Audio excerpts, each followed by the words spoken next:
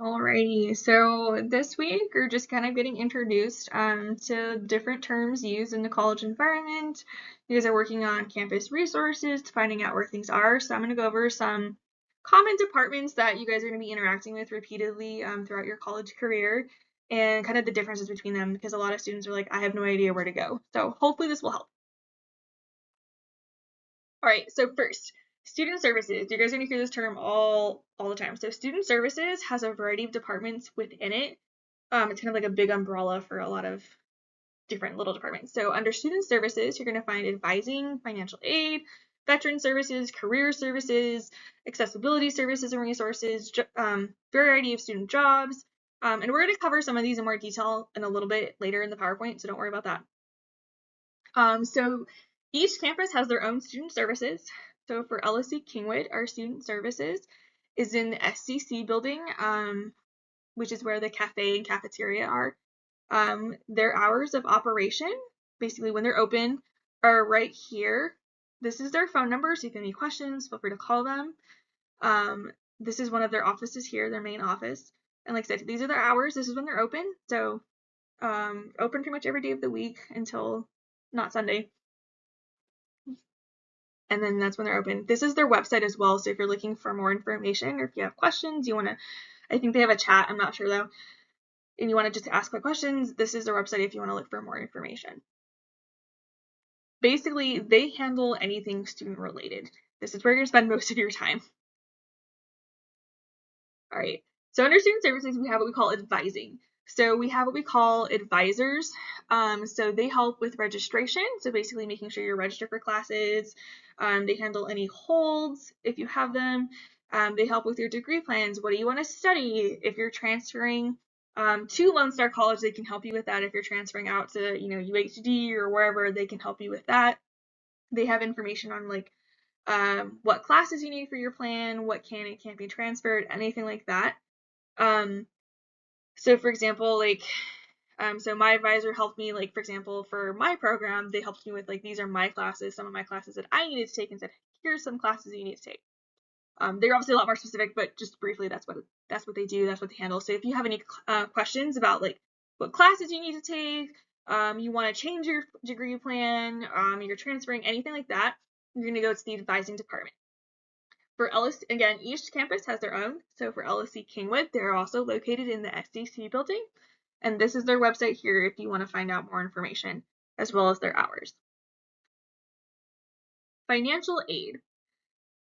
So financial aid basically is aid that you may or may not need to pay back. There are different kinds. So financial aid essentially is what helps you pay for college. So there's types like Pell Grants, scholarships. These are things that do not need to be paid back. You also have what we call loans. Those do need to be paid back. So for example, this is an example of a scholarship I got here that was in my account. So if you have any questions about basically money that you are getting, you go to the financial aid office. They help you with that. So scholarships, loans, any kind of grants. I'm trying to think if there's others they would know. And again, each campus has their own financial aid office. For Kingwood, they're again located in the SCC building. And then this is their website here if you have any questions, if you want more information, and you want to know what hours specifically they work. The business office. This is also where students get very confused because if you're receiving money, so like I said, scholarships, grants, loans, etc., you go to financial aid. If you are paying money to the college, basically you're paying your bill, you're going to go to what we call the business office or cashier. It depends on where you are, what they call it. They're the same thing. So basically this is how you pay your bill through this office. If you have questions about what you were charged, payment plans, anything like that, you go to the business office. For Kingwood, they're located in the SCC building. This is their website here. Again, if you have any questions, if you want more information, what kind of types of payment they allow, you would go to them. Textbooks. So a big thing with college is textbooks, right? Textbooks, purchasing them for class, finding what's cheaper, etc. There's bookstore, but not bookstore, and what does it all mean? So, Academos, if you hear that word, is the bookstore that is associated with Lone Star College system. You can use them to figure out what books you need for your class. So to do that, you log into your mylonestar.edu. You're going to go to your student tile. You're going to get different tiles. Go to your student tile. Scroll around, look around until you find a tile that says bookstore or textbooks. Click on that. It's going to open up a new link, a new tab. So, and then it's going to list your required books for the upcoming semester. Now, you have a couple different options. You can go ahead and purchase the books there through Academos, or if you feel they're too expensive, or whatever, you can get the name of the textbook, the authors and stuff, and then you can shop around. You can try Amazon, eBay is another one. I don't know the other places, but basically you can look around to find a cheaper option. Sorry. Something to keep in mind, if you're receiving financial aid, basically a scholarship, grant, etc., that will help pay for your books, you have to purchase them through the bookstore. If you purchase a book from somewhere else, not Academos, your financial aid will not cover it. In order for your financial aid, if you get it for textbooks, it will only cover it if you purchase them through the bookstore. So just keep that in mind. This is your book for EDUC 1300. Here's College Success. The other thing to keep in mind with Academos is they're doing what they call a digital first, which means that your option is to purchase an ebook versus a hard copy. So keep that in mind when you're looking for books if you prefer an ebook versus a hard copy book. With that, we're going to go into this. Well, what is an ebook versus a hard copy book? Good question. So these are a couple of terms you're going to hear repeatedly throughout your college career. So first we're going to talk about is an OER here, an open educational resource. This means that your textbook is free. So OpenStax is a website that you'll commonly hear. It is a website where basically it has all kinds of different free textbooks that professors use. So for your EDUC 1300 class, we use an OpenStax College Success textbook. So you go to the OpenStax website, and then there actually should be a link in your D2L to the textbook, but if for whatever reason you want to do it this way, that's fine too. But you're going to go to OpenStax and then just search for your book and you can access it for free. That's just for this class. It depends on the professor in the class whether they use an OER or not, but they're free. An ebook is basically a digital version of the textbook. You do have to pay for these, usually. It just means that instead of having a hard copy book like in your hands, it's going to be on your computer. Access codes. Access codes are a code that you're going to get to access either the textbooks and some homeworks or quizzes. So, for example, like Mastering Biology or Mastering Physics are common ones that they basically, when you purchase it, it's going to give you a code, and that code is usually good for like sometimes a semester or a year, depending on the company, and that's what you use to access your homework and quizzes and things like that. If you have any questions about a specific class, reach out to your professor so that way they can clarify exactly what you do or don't need.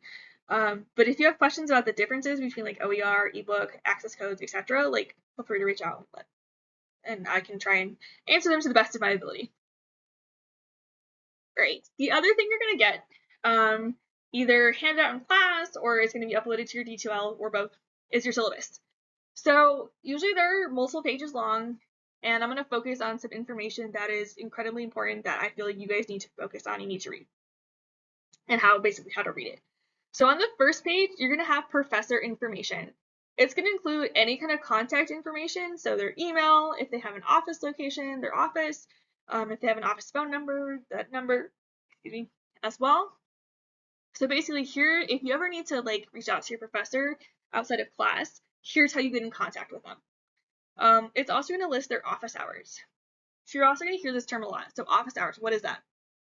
These are hours that a professor is available for students for any questions or help. So basically you can come bug them at that time, like I don't understand this, I need help studying for that. This is what they're there to help you at during those hours. Now, if you're not available during those hours, I would recommend reaching out to your professor anyway and saying, hey, like I need to talk to you about X, Y, or Z, but I'm not free during this time. Are you available at another time? And most professors are pretty willing to work with you on that. So for example, in this screenshot here of the syllabus, you can see here we've got the professor's name. They don't actually have an office, it just says virtual. And they have here, they're calling them conference hours or student hours. It is also the same thing as office hours. They basically say here to please email them. Some professors will do this instead of putting like actual hours and just say email me and we can set it up. You can see that they have their email here. They don't have an office phone, so you can't contact them. It also has information here about the department. So basically people higher up above the professor. If in the event you need to contact them about something, that's where it is. Course materials. So usually there is a section in your syllabus that are going to list basically what textbooks you need, if there's any other materials that you need, what they are. So for example, in this syllabus here, this is for EDUCS 1300, so your course, it says basically, this is your book here, College Success. Here's the link to access the book. And it says here that it's an OER, and it gives a little information about that. This is the only thing listed, so for EDUC 1300, this is the only book you need, and again, it's free, you don't need to purchase it. This is a screenshot from a syllabus from a biology course. You can see they have a lot more things that you need. So here you can see they have Mastering Biology, and they give information about that. You can see they have Mastering comes with a textbook, so if you wanted a physical textbook, here's where you would get it. Here's the name of it. They have this simulation, this lab archives, you'll need a computer, a microphone, basically all of the things. So this is where you can look up and figure out exactly what supplies are required for the course. Grading, right? So we all want to know, how is our grade being determined in the class? What's the point system, etc. So we have two different ways they split up. So grading policy. Grading policy basically is how your grade is determined. It's what is an A, what is a B, what is a C, right? So for EDUC 1300, you can see if you get anywhere between 900 and 1,000 points, you're going to get an A. Between 800 and 899, you're going to get a B. That's where this is. And then it's also going to list your course assignments. It's going to list all of the assignments for the semester, and it's going to list how much each is worth. So for example, for EDUC 1300, these are all of the assignments you're going to see throughout the entire semester, and it will tell you how many points possible each assignment is. So for example, your campus resource assignment is worth 100 points. For this one here, your advising presentation, it's a total of 100 points here, but it has it broken down. So like the presentation part you can see is 25 points, the meeting is 50 points, and enrollment is 25 points for a total of 100 over here. So you can see exactly what you need to complete throughout this semester in order to get the grade that you want. That leads into your schedule. These are usually grouped together, so it's usually like just one after the other, so it's easy to find. Your schedule is usually toward the back of the syllabus. This is going to list everything you are covering throughout the entire semester. It will list when assignments are due. It will list when if you have tests or exams, when they're scheduled, what's being covered in lecture, etc. So you can see here for the first week, this is an old syllabus, so don't take the dates. It'll tell you exactly, here's what we're covering, what assignments are, if things are due. I'm trying to see, like, yeah, here it has what assessments you're working on. What I would recommend is going through that syllabus and putting all of those dates, due dates for homework, when a test is, all of those important things, and putting them in your calendar. That way you have them and you can easily keep on track and know when things are due, be prepared for tests and all of that. All right, where to find help? So if you've read the syllabus, you've gone through it, but you still have questions about things, or if you're struggling with the class and you're like, I don't know where to go if I'm struggling with something or I have a question about something, whichever. So first is to attend your professor's office hours. If they don't have office hours, you can also email them, or if it's just a quick question, you can also just email your professor any questions that you have. Reaching out to your classmates. Study groups are really helpful, and You'll find too that sometimes if you're stuck on something, reaching out to your classmates, you find out that everyone's stuck on it. This happened quite frequently in some of my classes where we had a group chat essentially, and someone would ask like, "Hey, I don't understand homework number 4," and everyone's like, "Me too," and we all worked on it kind of essentially together to figure it out. The other thing too is that we also have tutoring on campus. It is free; you don't have to pay for it. We have math, science, and writing tutoring, as well as ESOL and a little bit of physics, I believe. Um, this is the link to the tutoring website, so you can see the schedule, what days do they have tutoring, what times, and what subjects as well. If you have any questions, if you're still confused about where to find things, what resources you want access to, or anything like that, again, please don't hesitate to reach out and ask any questions.